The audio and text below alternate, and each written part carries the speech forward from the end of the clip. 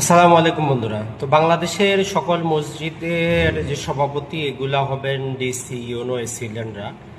তো এই যে আমাদের ধর্ম মন্ত্রণালয়ে যিনি দায়িত্বপ্রাপ্ত আছেন ব্যক্তি হিসেবে উনি ভালো, কিন্তু সমস্যা হচ্ছে হুজুরদের মাথার বুদ্ধিটা একটু কম থাকে, দূরদর্শী না, এই জন্যই মুসলিমদের অধঃপতন।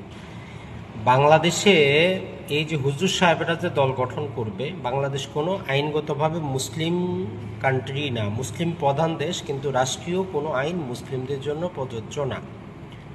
এখন এই সরকার যখন চেঞ্জ হবে, নতুন সরকার আসবে, তখন প্রশাসনটা কিভাবে নিয়ন্ত্রিত হবে? আপনি সারা দেশের মসজিদগুলোকেও এখন আপনি খুনাখুনি রাষ্ট্রীয়ভাবে লাগিয়ে দিলেন।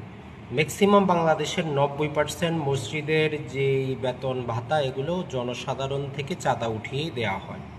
হয়তো 10%-এর ক্ষেত্রে সরকার বা ইসলামিক ফাউন্ডেশন থেকে ইমাম সাহেবরা বেতন পান।